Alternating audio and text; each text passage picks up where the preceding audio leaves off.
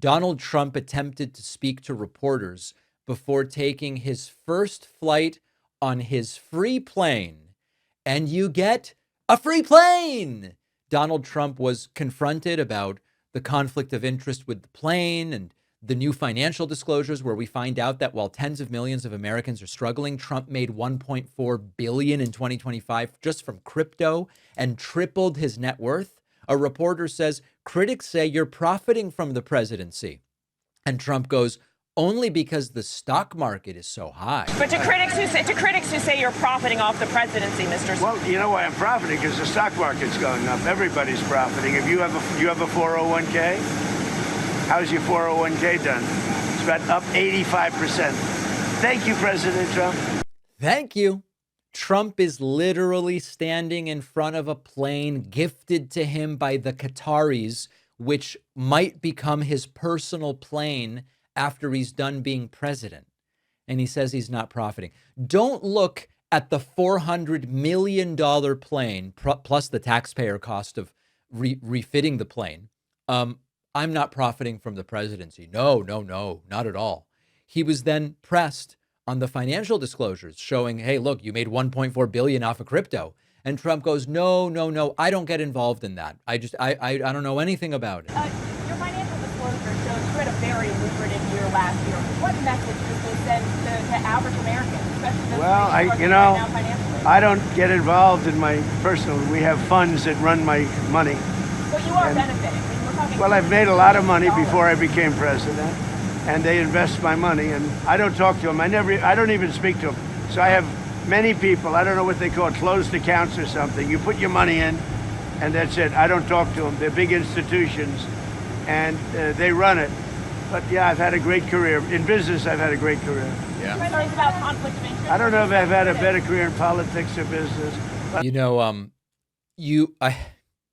I try to just kind of always be sensitive to everything. And you would have to be an idiot to fall for this. Trump goes, I'm not involved in it. It's in a trust. It's in funds. I don't talk to the people. Trump knows whether his name is going on something. Trump knows whether he's selling a new tchotchke. Trump knows whether there's a Trump coin or a Melania coin.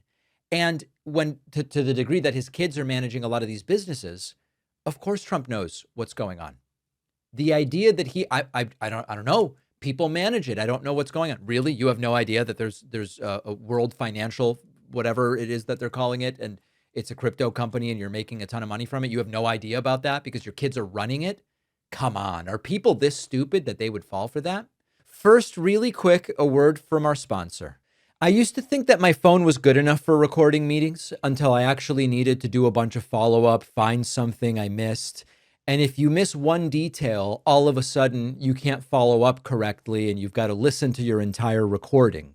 That's why the Plod Note Pro has become such a useful tool for me. It's one of our sponsors today. It's about the size of a credit card, thin enough to slide into a wallet, attaches magnetically to the back of my phone. I hit record, I stay present in the meeting. Plod transcribes the conversation. It'll separate speakers. It'll summarize key points, turns them into action items, and later I can search all of it with Ask Plod. It has up to 50 hours of battery life, which my phone definitely does not. It also is built around enterprise-level privacy and security. Plod is for meetings, calls, interviews, any conversation where the follow-through matters. Go to plod.ai/Pakman and use code Pakman for 17% off all products. The link is in the description. Now back to the video. Trump then starts, nothing more relatable than bragging about your newest plane when you already have, I guess, Trump's 757 and the two 747s that are Air Force One when Trump is on them. Those three planes aren't enough. Trump is now very relatably talking about his fourth plane, the one given to him by the Qataris. It will be the first flight of what I think is maybe the greatest commercial plane ever built. I said to Boeing, what's the best one? They said, this is the best plane ever built. And you're going to have the privilege of flying it, and I have a privilege also of flying it. But this is the first flight. We're going to the Teddy Roosevelt Presidential Library. It's opening, and that'll be very good. That'll be a lot of fun. But I think, to be honest with you, I'm excited about the first flight. We look so weak. We look so weak when we have a president so easy to placate and to ingratiate yourself with him that he just goes, they gave me a beautiful plane. It's just so great. But I'm super strong and an independent thinker. Nobody can trick me. No, no, no. But they don't want anything in return. They just gave me a plane. That's it. Trump suggests to a reporter, you want a Pulitzer Prize? Take a picture of this beautiful plane. Did you get any more Pulitzer Prizes? Not yet. You know what, a Pulitzer Prize? A picture of the plane. Margot, are you taking care of everybody? How's Margot, okay? Margot's great. Margot's great. Relevant question. What did taxpayers cost to outfit and upgrade the plane? And Trump goes very, very little. Very little, because it was mostly just a gift. Go. Mr. President, what's your favorite upgrade to the new plane, and how much did it cost American taxpayers to upgrade the plane? Well, of course, very little relative to what it would cost if we did it a different way.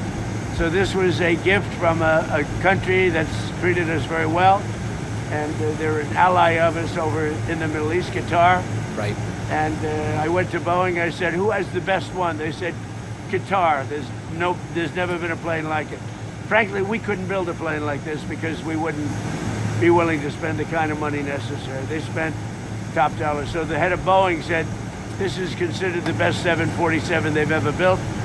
And I went to Qatar. I said, I'd like to use it for a period of time because the other ones, as you know, are under construction. They'll be here in 2 years. And because, the plane is 35 years old. So I said, I'd like to use it. Anyway, it's a true love story with this damn plane. And it turns out you paid to upgrade Trump's new plane. He plans to personally take the plane after being president. It's still unclear whether that's really going to happen, but Trump would love that. What a corrupt day as we learn Trump tripled his net worth and now gets a free plane. And people are still like, man, gas is expensive. How am I going to afford this next tank of gas? Finally, Trump on Iran. Remember, it's a ceasefire and the war is over. Trump goes, we hit him very hard, but we're getting along really well. As far as things are going, the denuclearization of Iran is moving along well. They've had very good meetings, and we'll see. We hit them very hard for 3 nights, as you know, but we're getting along very well. So I call it the denuclearization. What a ceasefire. As far as things and stuff go, it's all going fantastically well. A ceasefire where we're hitting them very hard. Maybe the most corrupt and cronyistic 24 hours of Trump's political career, if I dare say.